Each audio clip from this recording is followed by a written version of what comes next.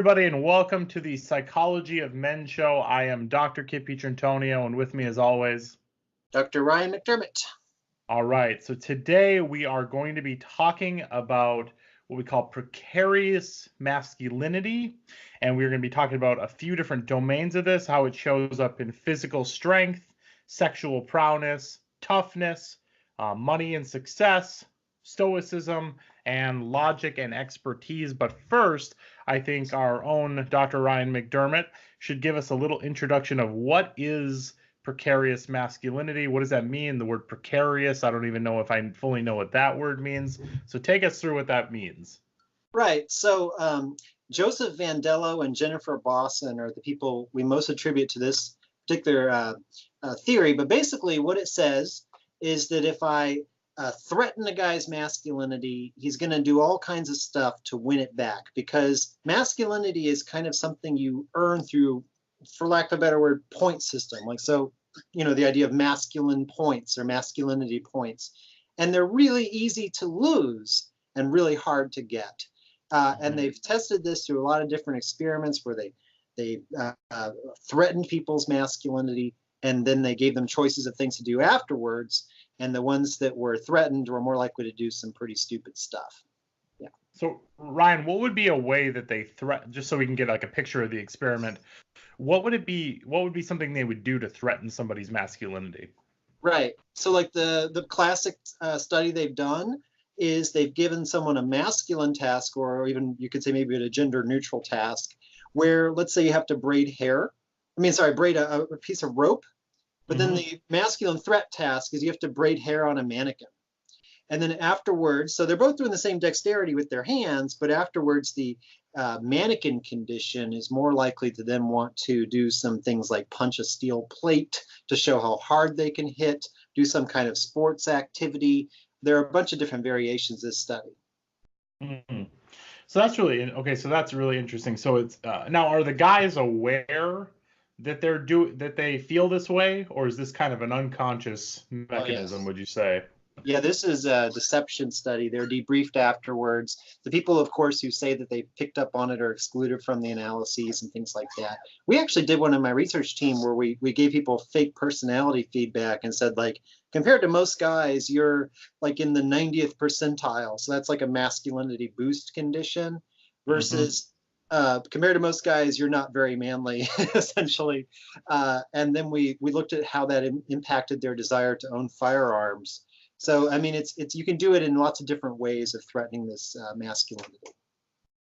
That's really interesting. So, okay, so let's dive into some of the ways that this masculinity, kind of our goal for the show today is to talk about these different ways that masculinity tends to be threatened and kind of how we earn those man points or lose man points in these different areas. So the first one is physical strength, Ryan. And I thought with each of these, we would talk about kind of our own personal experience with this a little bit before we kind of dive into like how it gets threatened. So what would you say is in terms of like physical strength for you, your experience of that masculinity? Well, so I'm about 6'4" and I weigh 180 pounds. And I grew up really, really fast. So at one point I was 6'4" and I weighed only like 150, 145 pounds. Right. And I was picked on because of how skinny I was. So I, like a lot of guys, I think probably who watch the show can resonate with this. I've tried to put on muscle mass. Sometimes in some pretty stupid ways. I would go on these kind of like weird diets to get more calories in my life. And my favorite one, this was in high school, I decided that I would just, instead of drinking milk with my meal, I would drink eggnog with every meal. Wow. Yeah, well, one day in the middle of a 90-degree heat, I had a bunch of eggnog and I went out skateboarding, and that didn't end up too pretty. So I've done my share of stupid things. One thing I've never resorted to is steroids, though, and there is a lot of research actually out there. It shows that this drive for muscularity, which is the scientific way of saying I don't want to be so thin, put on more lean muscle mass, that is associated with steroid use in certain conditions. But it's also associated with good exercise habits. And if anything, I think that actually my desire to gain weight finally got me to the gym, and I started working out, and I started to feel better about myself. It's really interesting because this is, for me, it's like something it's so obviously not something I earned necessarily, but then like once I already had it, I ran with it. So it's like naturally I was stronger than most of my classmates, Mhm. which of course, like a complete idiot, I just took complete pride in. Like somehow I earned this, but because I was always like a bigger kid in like terms of being overweight, I kind of felt like there was like probably that was fueled by this justification thing. Mm. Like, oh, everyone's always been faster than me and like been able to wear smaller clothes than me, but this is finally like my thing. Like I finally get to win. And then it's funny because I think this happens with a lot of guys. It's like with any like sport or something like that, you have a propensity for something and then you just like double down on it as much as possible. So like because I had this propensity to be stronger than most people kind of naturally, I just like went full on and I was in the gym constantly and I was like burning out on everything. Like I Wow. remember like bench pressing as much as I possibly could, Wow. like over and over and over again, and like really getting caught up in like the numbers and focusing on the numbers. And to me it was like so obvious now in retrospect that that was like a masculinity. That was a way I could win masculinity. Huh. Yeah, that's, it's interesting. You mentioned the whole thing about the natural talent. Um, so my skateboarding, sort of mentioned that I do that, or used to do that anyway. I did that for about 8 years, but I never had a natural talent at it. There were these guys who were much better at it than I was. But I was also using skateboarding to a certain extent, looking back on it as a real way of trying to kind of prove my masculinity because I couldn't play sports, right? Hmm. So I didn't quite fit in there, so that resonates with me to some degree. The skateboarding thing is really interesting to me because it's like on one hand, it's not very masculine, but then on the other hand, it totally is. Oh yeah, I And still that's really, it kind of dances the line. I display it in my office right over there. That's awesome. Yeah. But what are your thoughts on that? Because that to me is really interesting in itself, that there's like kind of this alternative, because it's clearly designed for like tall, skinny people to me. Like I always Actually, thought that, short. like, Actually, no, it's short, skinny people. well, what about Tony Hawk? He's pretty much you, isn't he? No, I think I'm taller than he is. I believe. Although maybe I'm not. I'm not sure about that. I never met him in person. Uh, Yeah. there were about two or three skateboarders who I knew who were really tall and lanky, and yeah, it gave you an advantage because when you're tall, you can like. I mean, I could ollie up onto a picnic table and certain, if I could do it. But sometimes I couldn't do it. But the pros, they just had a natural talent at it, and you every once in a while one would come through while we were skateboarding, and man, it just blew you away at like Hmm. how incredible they were. And those are the guys who are winning that masculinity game. And there are very few female skateboarders to this day. There's more, way more now than there was when I was doing it. I was doing that in the 90s. Hmm. It So was I just looked up. Tony Hawk is 6'3". Yep, I'm taller than him. Yeah. You win. I win the masculinity contest. But it's kind of I mean, what to me the way that skateboarding represents masculinity is like the stunt, like the it's kind of like the 50s culture of driving your car really fast, or like there's that episode Yeah. of like Happy Days where like the Fonz has to surf past a shark, right? Yes. So it's kind of this like you're like risking a lot to show off to other people, Right. and then it's kind of that itself has turned into like skateboarding, which now has all this like coolness factor attached to it. Right. But those guys aren't benching like a lot. Like so it's like a different kind of strength and risk. It's fascinating. I think every guy to a certain extent has to, this is actually the theory of precarious manhood, that every guy does it in a different way. There's many different masculinities, right? But Hmm. most guys play this game of, to some degree, somewhere in their life, they're trying to earn man points. Hmm. What else we So got on the list? how do you? Well, okay, Okay. okay. So next one is sexual prowess. Is that what you say? Prowess, right? Not I don't prowess. know. I think that is prowess. No, does it have a W in it? That sounds kind of funny. Yeah, Prowess? prowess. I'm not sure. So yeah, it's basically the idea that like the more you have sex with women, the more like masculine you are. So Notches in the bedpost and that kind of thing. Right. I think for me, this one has always been like as like a bigger guy, I have been like the classic like serial monogamous where it's Ah, like I get like one person to like me and then like make it last years, So I was never really the guy who like, was like dating people quickly or going from person to person to person. But I right. certainly knew a lot of guys who did that. Or the guy who would like talk to every girl at a party or something Right. like that. Well, I married my first love, essentially. Got divorced 3 years later, and then went through what I call a skills acquisition phase.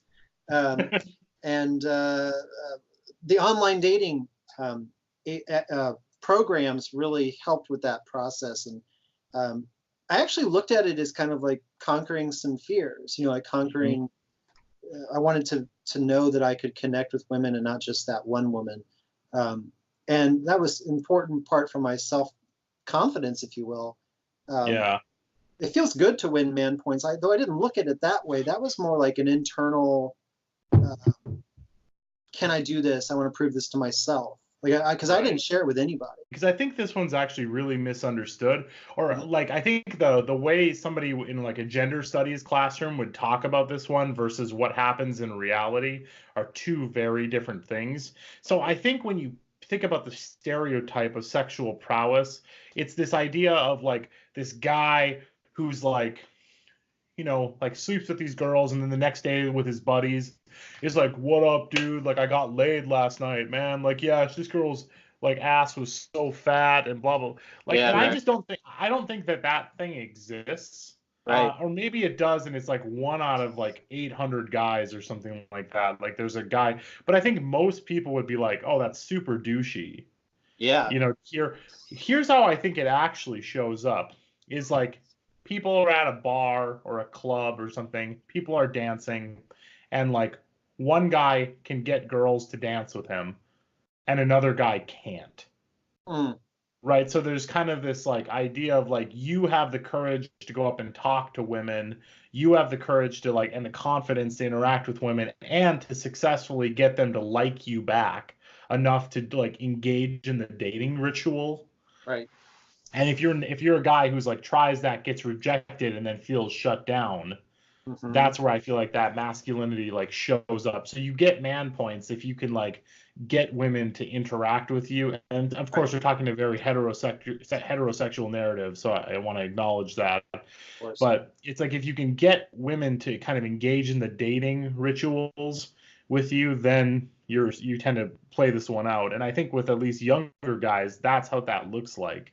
Right. If you get people, if you can get like women like snapping you or like going back and forth on like Instagram posts or like a lot of the guys, the big thing is like sliding into the DMs. You hear that a lot on No, what's Instagram. that? Meaning it means when you move from like talking on the main story or talking on Instagram through comments to talking into the direct messenger. And the same Ah, thing is on the same thing is on Twitter. So you hear a lot of people say like, "Oh yeah, like we slid into the DMs." fascinating. Right. I'm out of it, man. I don't hear that stuff at all. First of all, I've also been married then, since like 2011. So, uh, Right. 2009. Uh-oh. Hmm. A while. So, May But I mean, 13th what do you is the think? anniversary, though. I do know that. Just want to point that What out.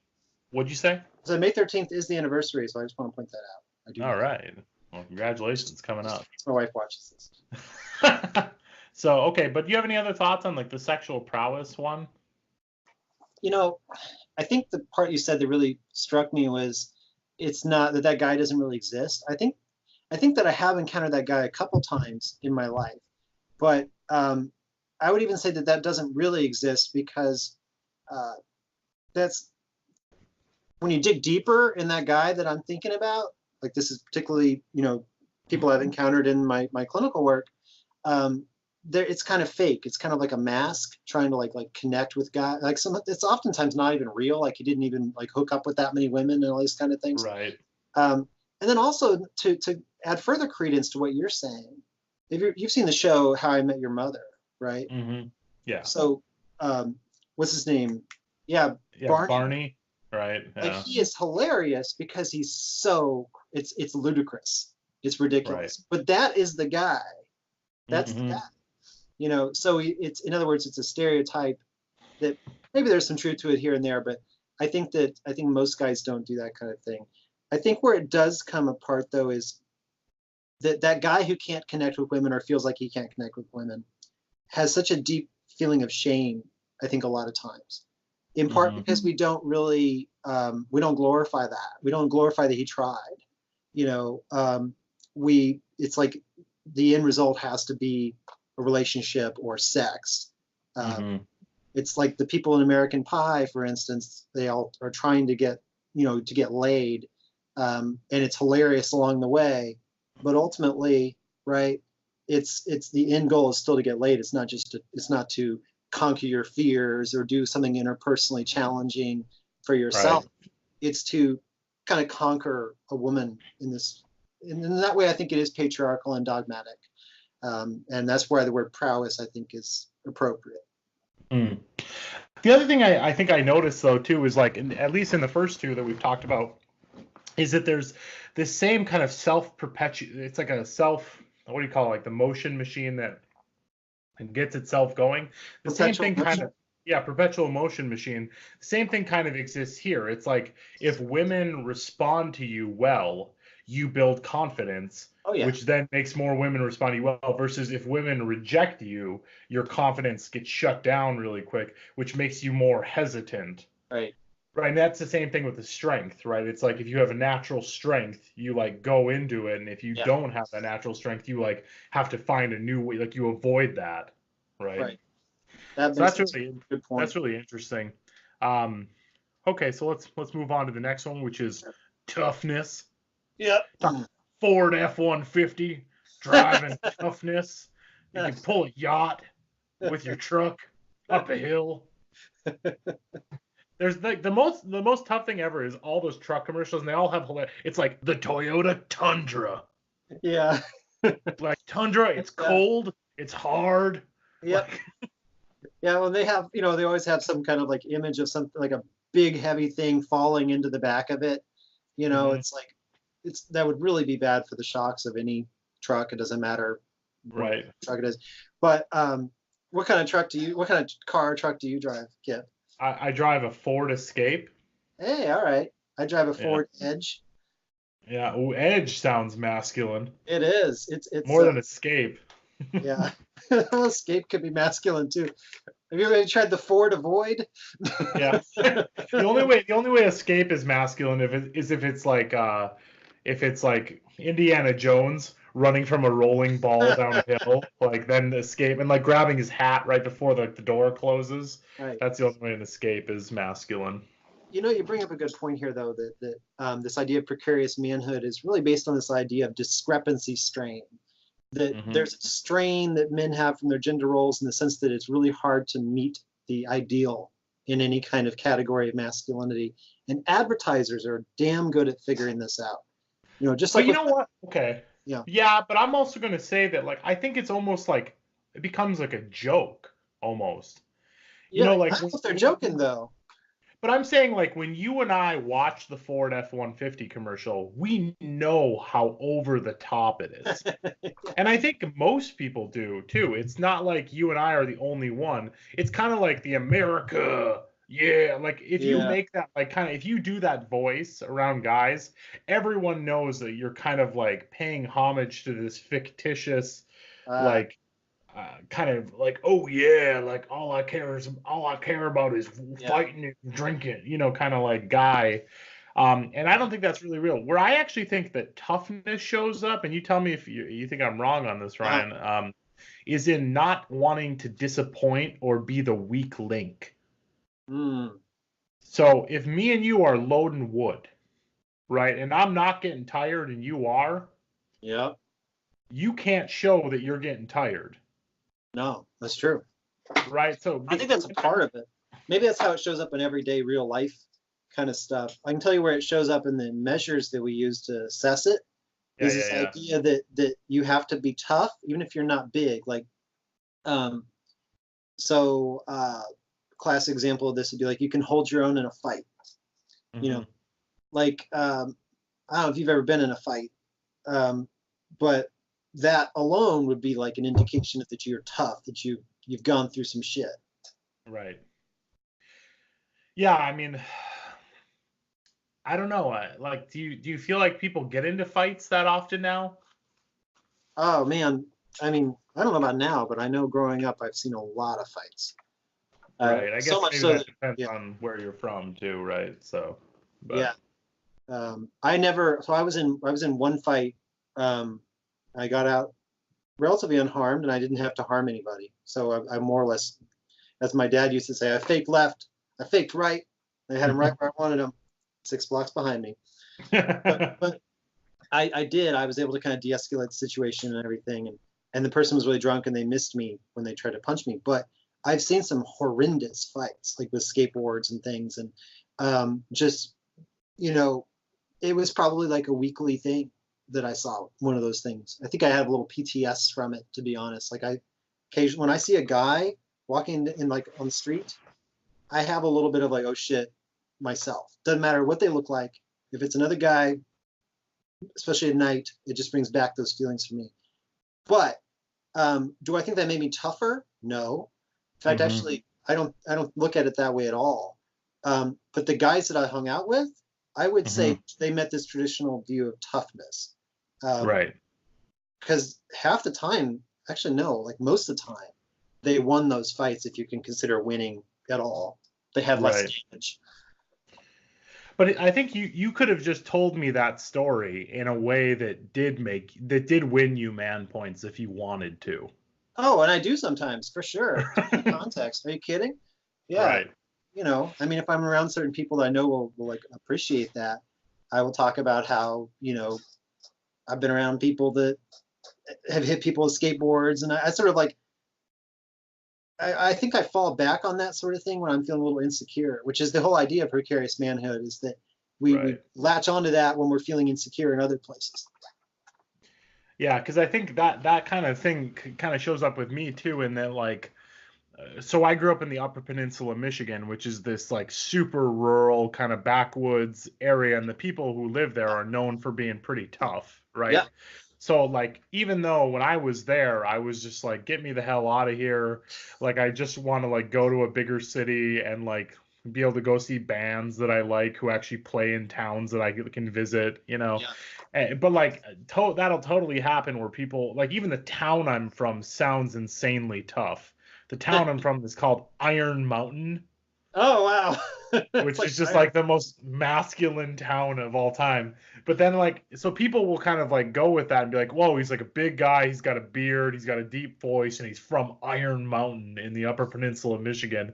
And then I have to remind them that I literally talk about feelings for a living. You know? So Yeah, I it's, know. yeah, it's like I can lean into that identity if I need to, which is, yeah, it's just kind of interesting. How about the idea of like mental toughness though, Ryan? Hmm. Well, that's one we've definitely been looking at, right, in our research. Mhm. The idea of being emotionally strong, or being kind of resilient, if you will. Like, I mean, remember, all these things are things that may be more expected of men than they are of women, but women can do them too. I just want to make sure our readers, sorry, our viewers understand that. Mhm. I think mental toughness to me could come in many different forms, but when I think of classic resilience, I think it's the ability to bounce back after adversity. Like Right. to not let, like a trauma, for instance, rule your life. And there Mhm. definitely is that. Like I forget what the percentages are, but not everybody who's exposed to wartime trauma, serious wartime trauma, develops PTSD, Right. right? And what was that comment that Trump made that was so people found very offensive? He said that some people are killing themselves, not like you, you're tough, or something like that. When he was talking about Yeah. PTSD, you know what I'm talking about? Does that ring a I bell? don't know that I don't know that comment, but it was kind of the same thing as like the McCain thing. That Oh it yeah, was yeah, like they're like like if you were that good of a soldier, you wouldn't have got caught, right, right. kind of thing. But how about, okay, you said this term emotionally tough. Hmm. And I'm curious if we can kind of unpack that term for a Right. second. Like, what does that mean to be emotionally tough? Well, okay, I have my own personal definition, but I would be remiss if I didn't mention what all the people I interview have told me about. It's for them, it is the ability to stay strong for others when they need it. So like, let's say a death in the family, they aren't going to grieve because they're going to take care of the people around them first, and then they'll grieve privately at their own time if they can. How about this one though? Like, okay, I think also part of it is like how you sort your problems cognitively. Right. So if for example, if I go like I'm saying this is like as a problematic behavior, but I think it's true. If somebody's like, "Oh, I just really feel like I have anxiety," and that like makes it really difficult, that person I think can lose man points. Oh yeah, Right. absolutely, man. There's a connection between all kinds of mental health stigmas and masculinity stuff. Absolutely. Right. So I just think that there's also this like how you attribute your problems, because the way is like I think that same person could also be like, I need to stop being a chicken shit and just do this, Ah, which has like it's saying the exact same thing, but it's saying it in like a masculine way, you yeah, know? And yeah. so it's also like the language you use, and then whether or not you attribute, like, because in the second example, I'm saying I'm blaming myself, Right. right? Like I need to stop being a chicken shit. To me is much more like this is on me and it's taking responsibility. And I think that's when I think about emotional toughness, a lot of it is like taking responsibility and like fix it myself. And like Right. through hard work and effort, I'm gonna get through it, as Even if that, opposed to like, yeah, yeah. even if that means breaking the big man code and going to talk to somebody about it. Right. I mean, that's actually one way that we're trying to address, trying to get more men to go seek counseling, because as you know, they don't very often in colleges or anywhere, is trying to rebrand seeking help as a masculine thing. Like, Right. it takes bravery, it takes courage to ask for help. The Real Men, Real Depression campaign was all about that. Yeah. One of the first things I say to a lot of people, a lot of guys, I say this to women too, but is, when we're talking about, we're doing informed consent, which is what you do at the beginning of therapy when you talk with somebody. One of the first things I say is, you're the CEO of your life, and I'm just a guy on the board of directors throwing out suggestions to you. And at the end of the day, you have to decide whether or not you want to take those suggestions, which ones you want to throw away, which ones you want to keep. But it's that idea that like I'm a consultant that you're like hiring to like check your brain, Yeah. basically. Yeah. Like that is like that makes somebody feel like a businessman or like a powerful person who's like, oh man, I'm like so powerful that I can like bring in a consultant Ah. life, which I like a lot better than like, yeah, I'm here to help. I'm here to like pry open your masculine. If I can just crowbar around that masculinity and get to that gooey feelings underneath, Right. then if I can just get past the toxic masculinity, then I can get you to talk about the real feelings that, I feel like most people like hate that or like are like, why would I go to do that? Yeah, it's funny. I really rarely ever talk about masculinity with my male clients by name anyway. Yeah. Yeah. So I mean, like, in some ways, I give them a chance to save face. You know what I mean? Like, because I'm cognizant of the man points kind of thing. So I'm very solution focused and that kind of thing. But I'm digressing here. What's the next on the list? Let's talk about the next one is money and success. Money and And success. I always feel like this one is summed up with a single sentence, which is, yeah, I run my own business. Like that statement to me, there's like nothing more masculine or like people want to be able to say that statement, Right. especially if they haven't found success or in other avenues. A lot Right. of times they'll want to say that statement as a way of like saving masculine, like saving their masculinity Yeah. or something. Maybe it's the way I was raised with my dad being professor, my mom being professor, but for me, I get a lot of pride in telling people I'm a professor, like a lot of pride. And I think that I, kind of hang my masculinity hat on that a little bit as well too. So it's not about running my own business per se, Right. but it's about like being respected. And South University of South Alabama is the premier institution of the Gulf Coast, especially in Alabama. And so it has a lot of respect. And I mean, I get discounts like everywhere I go. It's kind of fun, you know. And I remember my dad, when I was in Warrensburg, Missouri, growing up at the University of Central Missouri there, people would say like, "Oh, hey, Dr. McDermott," you know, and like, you know, see him on the street and stuff. Same thing with my mom, Lawrence, Kansas. And it's just like, I think that getting respect in general, I'm not sure it's about having money per se. I think it's about respect. If people respect you, you're kind of winning the masculine game a bit.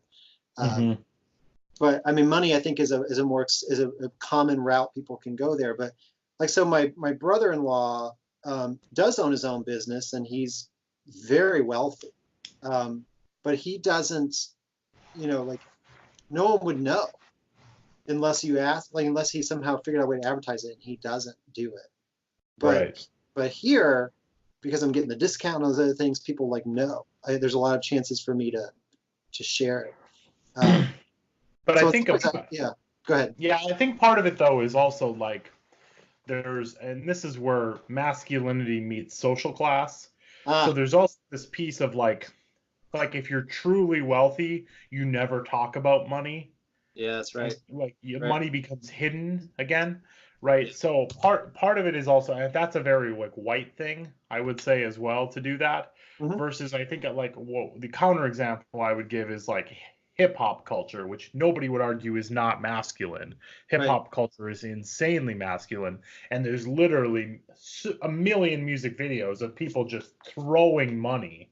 Yeah, or like bathing in it, or like wearing a bunch of gold chains and right.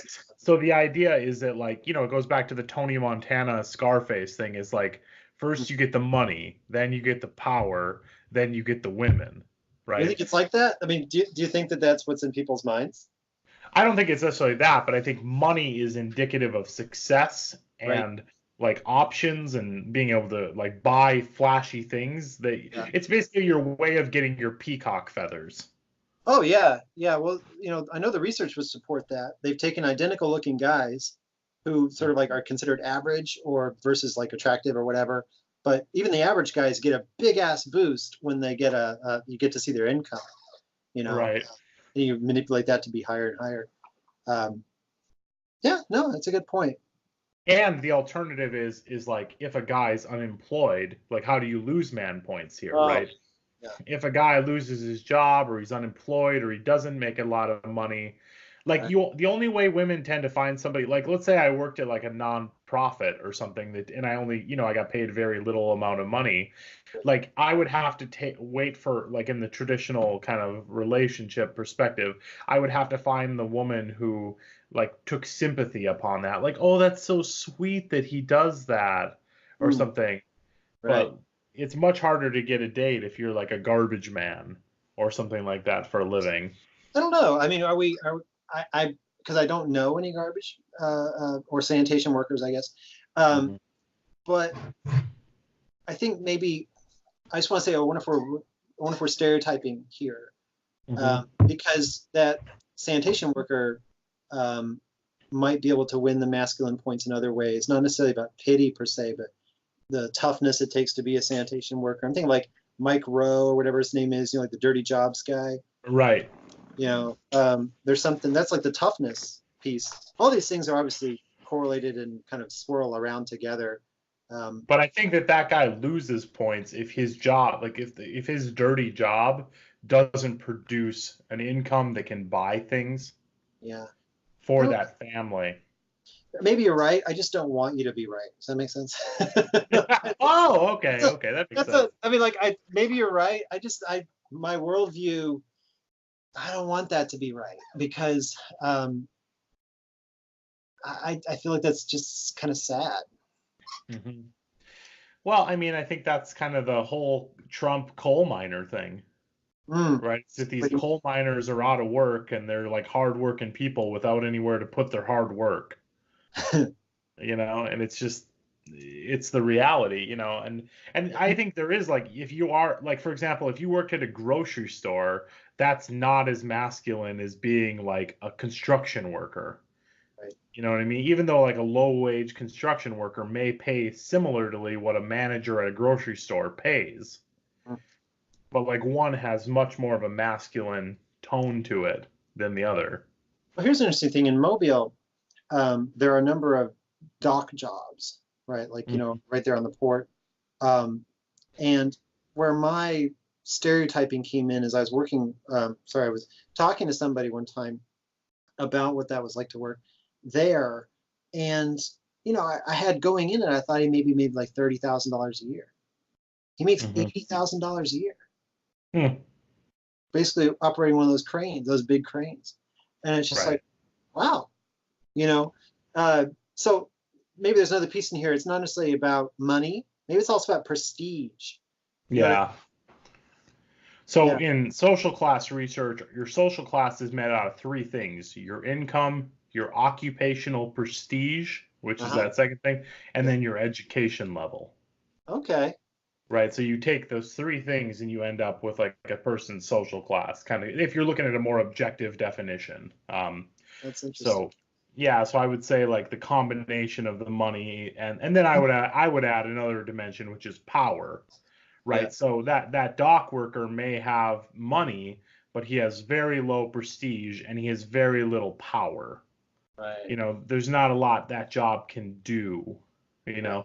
versus like, a teacher or something like that may have lower income but have a lot of power in their community and Right. have a lot of prestige because people tend to look up to, like, think teachers are a respected position, you know? Yeah, that's interesting. We Right. should do a study sometime about how masculinity fits with those three different components, because I think that really only it's been looked at in terms of like SCS, sort of like how much income you have. Mm-hmm. And the research has been really mixed. I have one study that I did that found that the higher SES you are, the more likely you are to be traditional. And the way we figured that out was that it costs money to be traditional, to have like the stay-at-home wife, for instance. That's like a high SES kind of thing. Um, but I've never done more work on it than that. Yeah, I would say that's the same reason you tend to see Republican voters are very poor and very rich. Mm, It's the like, dichotomy. yeah, it kind of like comes back, like it's like people who are very rich adhere to those traditional masculine norms and everything Yeah, because like they can, but then people poor who are poor kind of do it but kind of out of survival. yeah, You know yeah. what I mean? Like you have to be tougher if your life is poor. So Right. you just like you need to like adhere to rules a little bit more for various reasons. So anyway, but okay, so let's move on from money and success. Yeah, actually, I want to say one more thing about that. Have you ever on HBO seen the show Ballers? I have heard of it. So again, Yeah, this is one where they're the agents, right? yep, and that show to me, and of course, it's The Rock, who's our favorite man on the Psychology show. We talk about him every episode. Um, he's like the star of that show. So he's like a former football player who now runs his own sports agency and uses his connections and ability to like make friends with other football players to Yeah, like make money for everybody. yeah. So it's kind of like this. I don't know. That show to me is I mean, it's literally called Ballers, which is, the idea of this money and success and masculinity. But that show to me is like the absolute epitome of this form of precarious masculinity. Oh man. Yeah, we could go on for hours about this, Kipp. Yeah. Seriously. I mean, just in music alone, like Hmm. the term baller. Remember that song? I wish I was a baller. I wish I was a little bit taller. I wish I had a girl Hmm. collar. I forgot his Wow. There it is. There's three of them right there. right. But like, isn't that like so honest? You know what I mean? Like, I Yeah. mean, uh, it's funny because then he actually, yeah, that guy did not look like your traditional hip hop star. He didn't have like abs or anything, Yeah. wasn't ripped. I forget the name of that artist, but that's like the only hit I remember he had. But boy, did it resonate with a lot of people, I think. I think yeah, there's this weird I just saw this like random meme. I don't even know if it's a real quote or anything, but it was like a Bob Marley quote.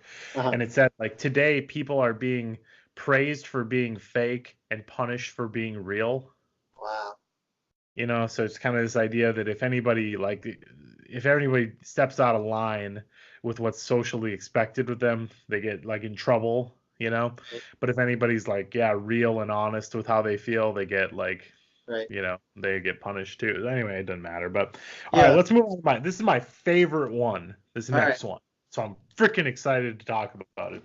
My favorite form of masculinity is stoicism. Ah, Okay, because stoicism is like the ninja of masculinity to me. tell me more. Okay, so stoicism, okay, so stoicism goes all the way back to like ancient Greece, right? Like Hmm. literally Cato. I don't know if you know Cato. It's stoicism and like was it Marcus Aquinas or no Marcus Aurelius? He Marcus wrote the Aurelius. book, yeah, like wrote Mhm. the book Stoicism. So it's this idea that you like don't show your emotions, you like always stay calm and logical, that to let your emotions take over, you like lose credibility, so that it's this detachment that you will like, you always stay back. I almost think of like from Game of Thrones, like Tyrion Lannister, right? Uh-huh. Like he like even though he's like, short and has like there's disadvantages to him, he like always keeps his head, always has like a smart ass comment to make.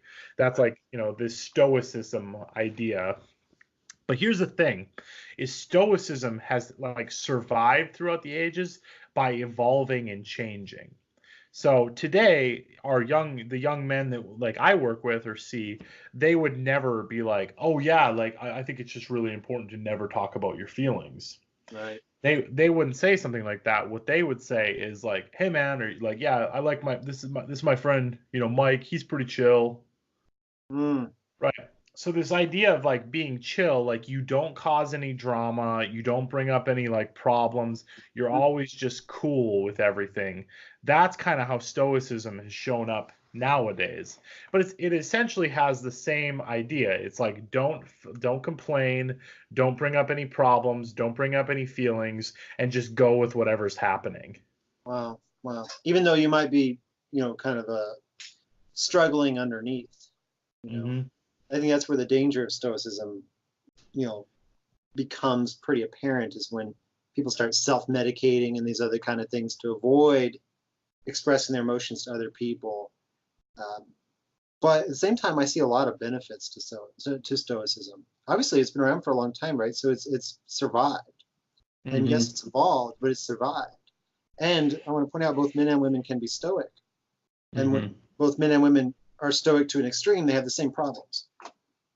So there's something going on there. I'm trying to think of how. I mean, there's so much research to support. I'm not going to get into that too much, other than just say that there's a lot of prohibitions against men showing vulnerable emotions. Hmm. There as a guy, you can show one kind of emotion, and that's anger. You can Hmm. show that all you want, and there might be some repercussions to it, but generally it can be explained away. Like it's we punched a hole in the wall, but his dad just died, or something Hmm. like that. So you can kind of go like either extreme. You can either show no emotions, or you can completely fly off the handle and Right. show a ton of emotions, just as long as they're not sadness. The other thing that I've found, Ryan, and I agree with that 100%. I think you're limited in the emotions you can show by stoicism. The other thing that I think is very real is like you're allowed like to show emotion, even like I think in real life. Like for example, if I went and saw like a sad movie and I cried, I think that would be like, except maybe if my like fiance or my girlfriend was sitting next to me, it would be very acceptable. And then like, oh, that's so sweet or that's so nice but Mm. I think once that it wasn't just a novel thing. Once like let's say like I always cried like throughout the like that was just a way I expressed my emotions, or I cried as much as a female like one of my female friends or a girlfriend or whatever. If Yeah, like once that becomes equivalent, then it gets old really really quick, and right. that person gets called crazy or unstable. So it's like you're allowed to show emotion a few times, but it's like you're running on borrowed time or something after that. I don't know if you agree with that. Well, I think there's a couple different caveats to that. You ever heard of the term idiosyncratic credits, Yes, I have. right? From like social psych, right? So Yes. like if you have enough man points in one area, you're kind of allowed to then take some away in another area and sort of break the rules a bit. But if you don't have any man points in any area, it can kind of look bad on you. So yes, you sort of like make a withdrawal, if you will, from the Man Points Bank and cry Mm-hmm. during a movie. But if you're always withdrawing, you're going to eventually run out of man points. You would have to do something really, Mm-hmm. really big to have that be acceptable. But I also just point out that I don't think that would be normal for most people to cry every single time in every single movie. You know, Mm-hmm. where I think it gets dangerous is when we constrain men to not be able to express normal emotions at normal times. Mm-hmm. Or let me give you another example. I think it's acceptable for guys to be depressed for a few weeks, Oh yeah, yeah, yeah. Right. right? And it's like, oh, he's having a hard time. But very quickly it'll turn into, all right, you better get your shit together. You know, man up, get over it. By the way, man Right. up is the critical way that people experience the masculine threat. Right. Yeah. And even that though, like I think that again speaks to that Ford. I'm gonna call it the Ford F-150 like Yeah, yeah. theory that I'm inventing right now, which is this idea that like if I were to literally go up to one of my friends and be like, "You better man up," in like a serious way, there I would be so douchey, Right, and so weird or whatever right, that it would be like, what the hell? So you'd almost have to say it like it would almost be something I would say ironically right. to my friend or something like that. That's what I mean is like there's like this way that it's sort of like if you and I were talking, I was like, what up, bro? Like I would be calling you bro. We both know that I would be joking Yeah, and that I was using it ironically. yeah. But you know what I mean? So it's almost like we're both acknowledging that this thing exists, Right, but right. but like kind of playing with it at the same time. So, like, I get on the one hand, you're saying it's a stereotype that your typical like Barney character from How I Met Your Mother or the Ford F-150 guy. Those guys don't really exist. They're sort of uh, caricatures of this stereotype, right? Hmm. But the thing is that the stoicism thing that really does exist. Hmm. I've seen it with so many male clients. I'm sure Right. you've seen it too. I mean, it's some guys are dripping in it, um, and I think a lot of it is tied up into a form of avoidance. And so since it's sort of Right. socially acceptable for guys to do that, they become reinforced in those patterns and so on. But I see that a lot. Of course, I do want to also point out the Ford F1 5000 or whatever it is. That person also does exist too.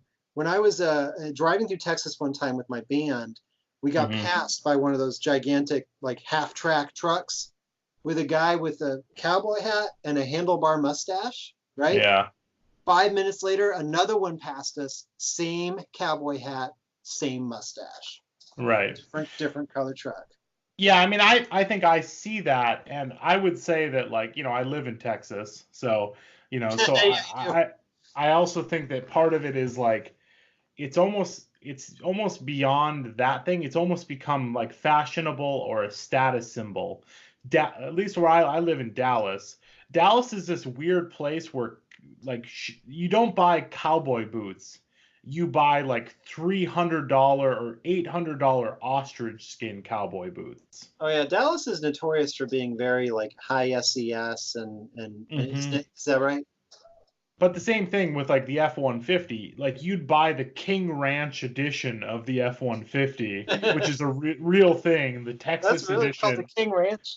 It's called the King Ranch. There's also Texas editions of almost every truck that exists. But like again, it's not so much that you need it for the purposes of like being tough or anything like that. People buy it because it's a status symbol that Uh, you paid the extra. It's the same way of getting if you were to get a MacBook versus a MacBook Pro. wow, They're like, oh, you put the extra money in and bought like the premium edition, wow.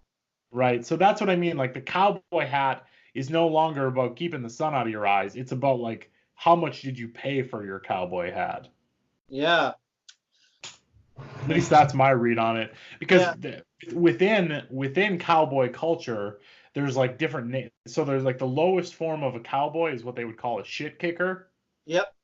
and That's then what I used like to there's call cowboy like boots.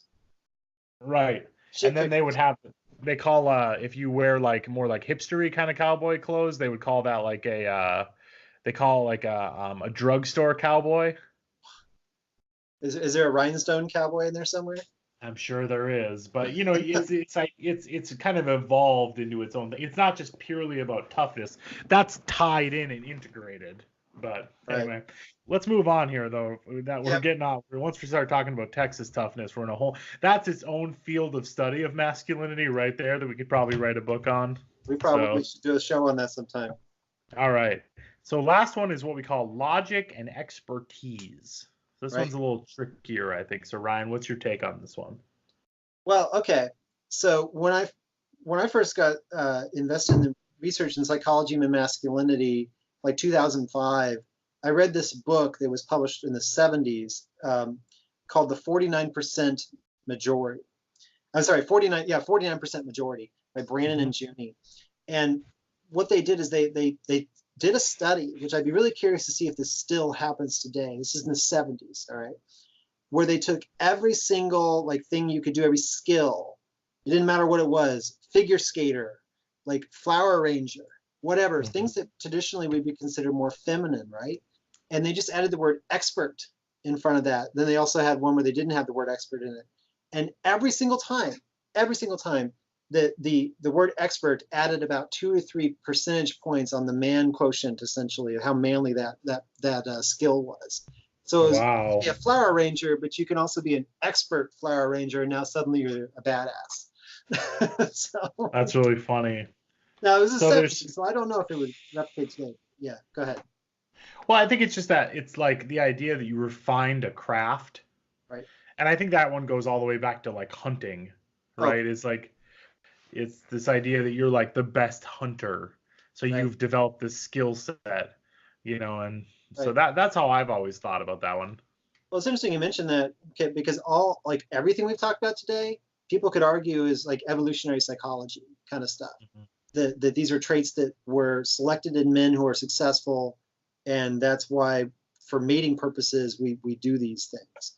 But the precarious manhood, I'm not sure where they stand on that whole issue, but I don't think they think it's biological. I think it's sociological. Right. The other piece of this is like the logic one, and I think that that's Mhm. how maybe like hipsters or more millennial-esque slash zennial kind of people show this is like there's almost, and I think Reddit is like a really good sign, like good place to like see this, where people are kind of getting into these logic arguments where Right. it's like almost cool to call somebody out on like a straw man argument. Mm, Like where people, it's this idea that you can like out logic or outthink somebody else, and it shows up again as like it's not that different from like being physically stronger than somebody. That if you're more clever or you've like deduced or broken down their argument really effectively, then you're very masculine. right. I don't think you see women necessarily doing that to other women in the same way you see men doing that to other men. So I have not seen this myself, but then again, maybe I haven't made like sort of.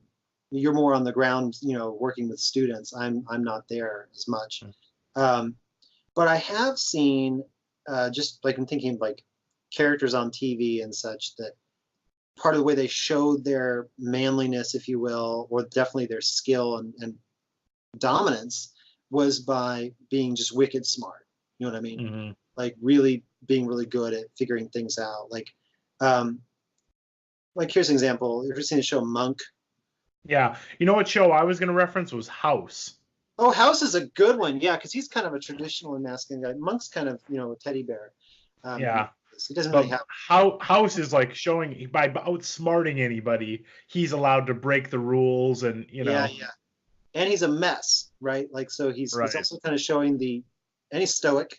He's all these kind of things, right? He's kind of showing the consequences of adhering to these things too rigidly, if you will. But he Hmm. uses this masculine, just badass brain, essentially. Right. It's like a Vulcan or something, It's like they're completely devoid of emotion, um, but they're really good at just logic. Hmm. And just being able to outsmart somebody else, because Right. it doesn't work like a guy like House sitting in a room being logical wouldn't be that impressive. Yeah. It's the fact that he can dominate somebody else or make them feel stupid Right. for like presenting the argument. That so the context of another is really important, I think. So What about Sherlock Holmes too? I mean, that's a great example. right, yeah, I would say that's a really really good example. Like maybe the classic example. Uh, yeah, that same kind of like you can solve the puzzle or something like that Right. too. I would say another version of that where it shows up is like Tony Stark, who's Iron Man, Yep. right? Like Robert Downey Jr.'s portrayal that he's like a one step ahead of everybody. So, Also a okay, mess. also a mess. So, Seriously, anyway, did you so notice a these are pattern here?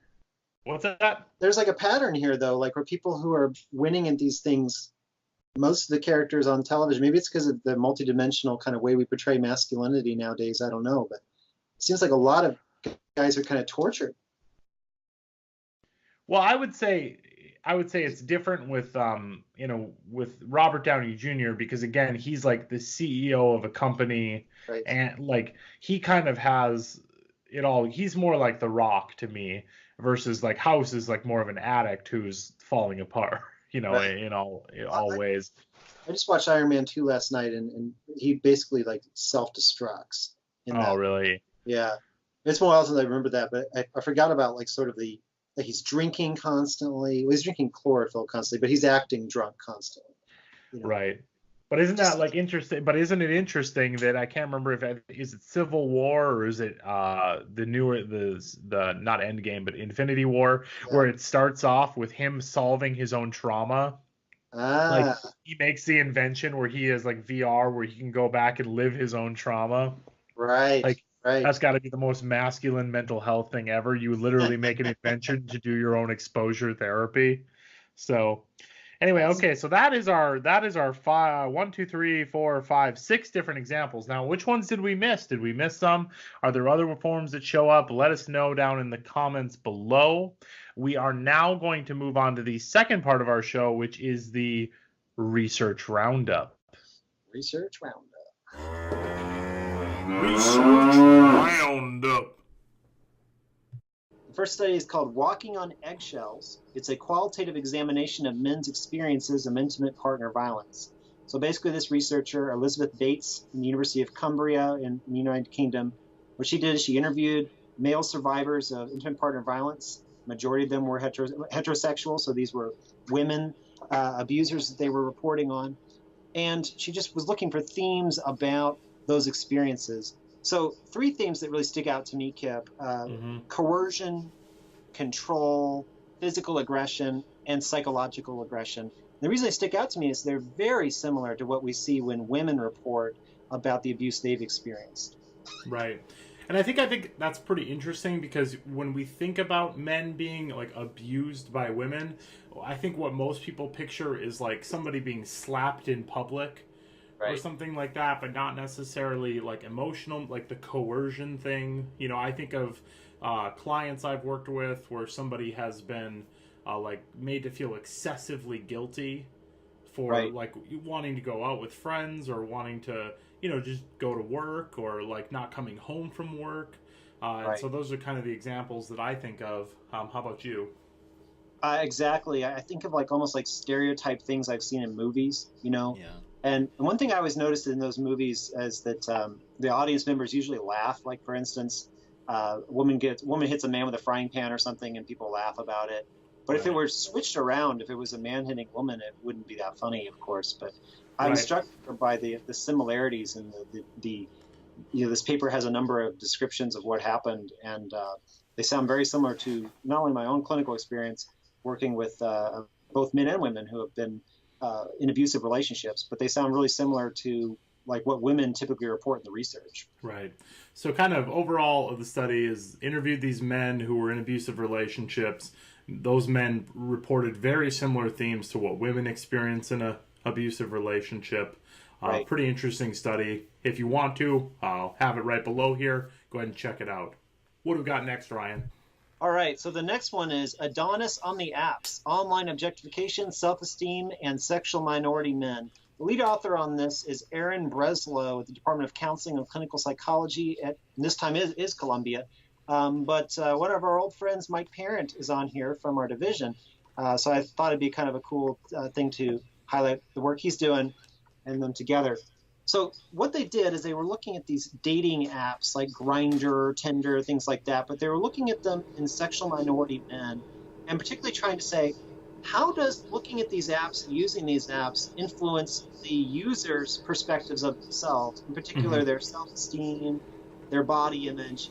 They're using what's this theory called self-objectification theory, which basically just means the more I kind of sexualize myself, the more that leads to body dissatisfaction over time, because I kind of start surveilling my body and always being really careful to, And I would say it's not just sexualizing yourself; it's literally objectifying yourself. So it's like I am as valuable as my 6-packs look good. Oh, that's a good way. Yeah, that's a really good point.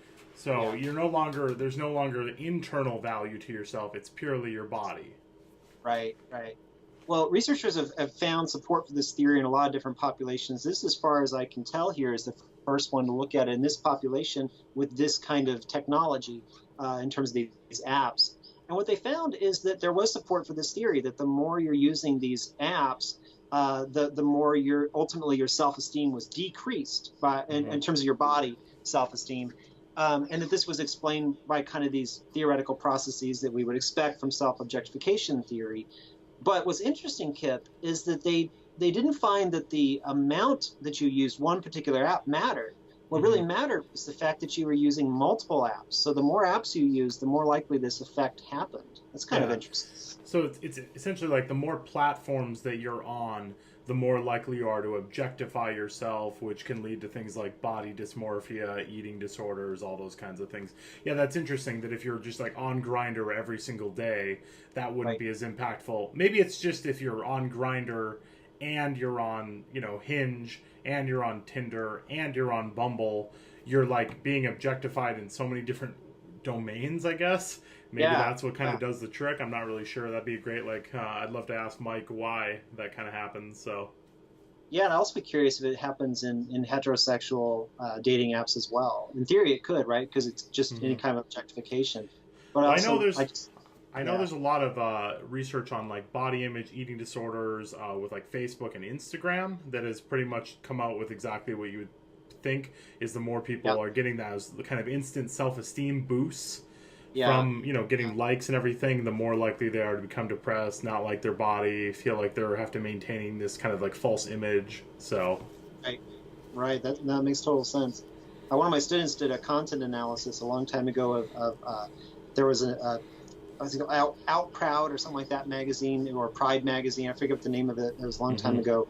But they found that the number of men who are like shirtless and just like basically these Adonises, as the title implies, they were everywhere, including my favorite one was this dentist.